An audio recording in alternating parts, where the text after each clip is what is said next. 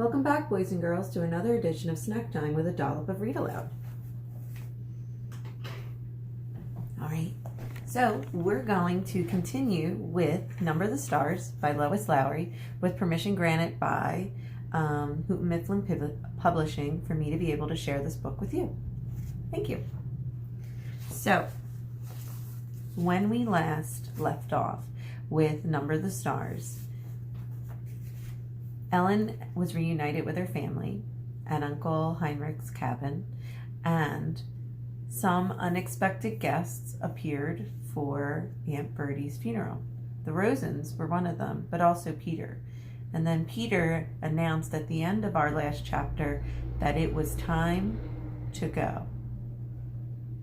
So, I asked you to predict, where were they going? Who was going? And why was it time so late at night? Some of you came up with some great predictions. Let's see if those predictions match up to what you actually thought. Here we go. Chapter 11. Will we see you again soon, Peter? Emery blinked. Across the dark room she saw Ellen too, peering into the narrow wooden box in surprise. There was no one in the casket at all. Instead, it seemed to be stuffed with folded blankets and articles of clothing. Peter began to lift the things out and distribute them to the silent people in the room. He handed heavy coats to the man and wife, and another to the old man with the beard. So, the casket didn't have Great-aunt Birte, which we kind of knew considering that she didn't exist. What was in the casket, and it was such a good thing that the Nazi soldiers did not open it, were provisions. Supplies for these people, warm coats, warm blankets, some food, okay? And it sounds like almost like that coffin was used for packing. And you usually only pack when you're going on a trip. I wonder if that's the case. But remember, earlier in the book, Annemarie said when Kirsty said she wanted to go to the beach, no one has been to the beach in years. So we'll have to keep thinking. Peter began to lift things out and distribute them to the silent people in the room. He handed heavy coats to the man and wife and another to the old man with a beard. It will be very cold, he murmured. Put them on. He found a thick sweater for Mrs. Rosen and a woolen jacket for Ellen's father. After a moment of rummaging through the folded things, he found a small winter jacket and handed it to Ellen. Annemarie watched as Ellen took the jacket in her arms and looked at it. It was patched and worn. It was true that there had been few new clothes for anyone during the recent years, but still, Ellen's mother had always managed to make clothes for her daughter, often using old things that she was able to take apart and refashion in a way that made them seem brand new. Never had Ellen worn anything so shabby and so old. She put it on, pulled it around her, and buttoned the mismatched buttons. Peter, his arms full of odd pieces of clothing, looked towards the silent couple with the infant. I'm sorry, he said to them. I have nothing for a baby. I'll find something, Mama said quickly. The baby must be worn. Or maybe the baby must be warm, she said. She left the room and was back in a moment with Kirsty's thick red sweater. Here, she said softly to the mother. It will be much too big, but that will make it even warmer for him. The woman spoke for the first time. Her. She is a her, and her name is Rachel. Mama smiled and helped her direct the sleeping baby's arms into the sleeves of the sweater. Together they buttoned the heart-shaped buttons. How Kirsty loved that sweater with its heart buttons. Until the tiny child was completely encased in the warm red wool. Her eyelids fluttered, but she did not wake. Peter reached into his pocket and took something out. He went to the parents and leaned down towards the baby. He opened the lid of the small bottle in his hands. How much does she weigh? He asked. She was 7 pounds when she was born, the woman replied. She's gained a little, but not very much. Maybe she weighs 8 pounds now? No more. A few drops will be enough then. It has no taste. She won't even notice. The mother tightened her arms around the baby and looked up at Peter, pleading, Please, no. She always sleeps at night. Please, she doesn't need it, I promise. She won't cry. Peter's voice was firm. "We can't take a chance," he said. He inserted the dropper of the bottle into the baby's tiny mouth, then squeezed a few drops of liquid on her tongue.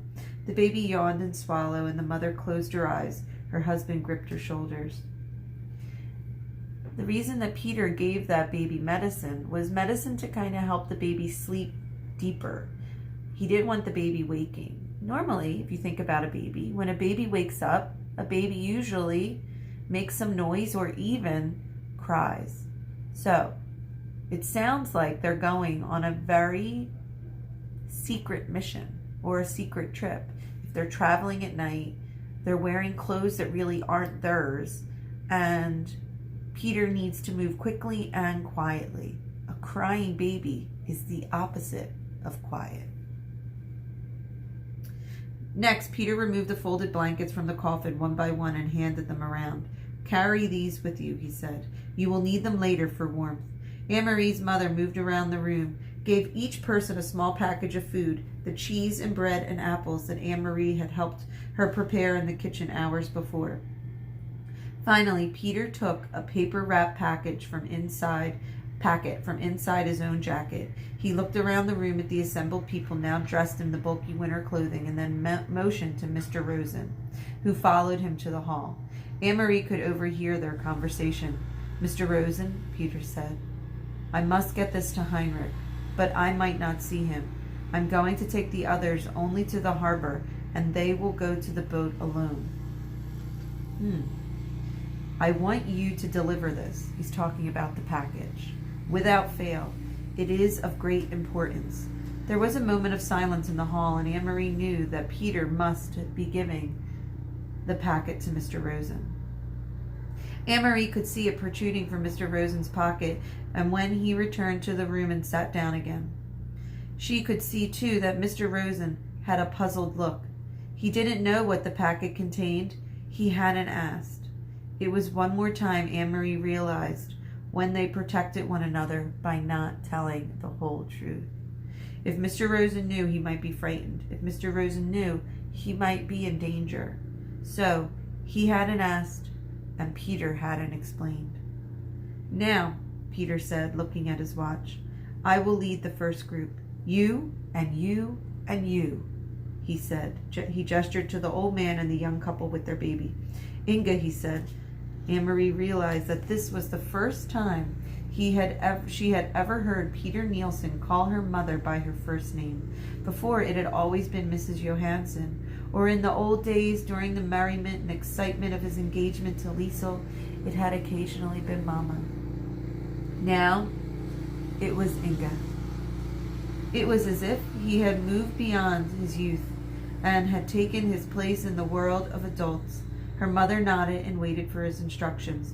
"You will wait 20 minutes, and then bring the Rosens. Do not come any sooner. We must be separate on the path, so there is less of a chance of being seen." Mrs. Johansson nodded again. "Come directly back to the house after you have seen the Rosens safely to Heinrich. Stay in the shadows and on the back path. You know what? Or you know that, of course. By the time you get the Rosens to the boat," Peter went on, "I will be gone. As soon as I deliver my group, I must move on. There is other work to be done tonight." He turned to Annemarie. "So I will say goodbye to you now." Annemarie went to him and gave him a big hug. "But will we see you again soon?" she asked. "I hope so," Peter said. "Very soon. Don't grow much more, or you'll be taller than I am, little Longlegs." Annemarie smiled, but Peter's comment was no longer the light-hearted fun of the past. It was only a brief grasp at something that had gone. Peter kissed Mama wordlessly. Then he wished the Rosens Godspeed, and he led the others through the door. Mama, Annemarie, and the Rosens sat in silence. There was a slight commotion outside the door, and Mama went quickly to look out. In a moment, she was back. "It's all right," she said in response to their looks. The old man stumbled, but Peter helped him up. He didn't seem to be hurt. Maybe it was just his pride, she added, smiling a bit. It was an odd word, pride. Emery looked at the Rosens sitting there wearing the misshapen, ill-fitting clothing, holding ragged blankets folded in their arms, their faces drawn and tired. She remembered the earlier, happier times. Mrs. Rosen, her hair neatly combed and covered lightly, or lighting the Sabbath candles, saying the ancient prayer, and Mr. Rosen sitting in his big chair in the living room, studying his thick books, correcting papers, adjusting his glasses, looking up now and then to complain good-naturedly about the lack of decent light. She remembered Ellen in the school play, moving confidently across the stage, her gestures sure, her voice clear. All those things, those sources of pride. The candlesticks, the books, the daydreams of the theater had been left behind in Copenhagen. They had nothing with them now. There was only the clothing of unknown people for warmth, the food from Heinrich's farm for survival, and the dark path ahead, through the woods, to their freedom. Emery realized, though, she had not really been told that Uncle Heinrich was going to take them in his boat to Sweden. She knew how frightened Mrs. Rosen was of the sea, its width, its depth, its cold. She knew how frightened Ellen was of the soldiers with their guns and their boots, who were certainly looking for them. And she knew how frightened they all must be of this future, so unknown to them. But their shoulders were as straight as they had been in the past, in the classroom, on the stage, at the Sabbath table. So there were other sources too of pride. In truth, they had left nothing behind. All right, boys and girls, the journey will continue tomorrow with the Rosens, the Johansons, and of course, Annemarie. We will find out more of what happens on the Rosen secret journey, and I hope you enjoyed this book so far, or this chapter really. So, I like to think of that question that I asked you not too long ago, when I asked you, what kind of person would you describe Annemarie as? And some of you were right, and you said she was brave. I want you to think about that question again. And I want you to think, is there any other evidence you would like to add to that characterization? Annemarie is brave. Or maybe you'd like to put another trait there altogether. But think about our characters, how they were in the beginning and how they're starting to change. We are now at the point, guys, where the action will happen and the resolution will come. So, I will check in with you tomorrow. Please write your comments and your thoughts about this story down below. And I miss you, love you, and of course, stay safe.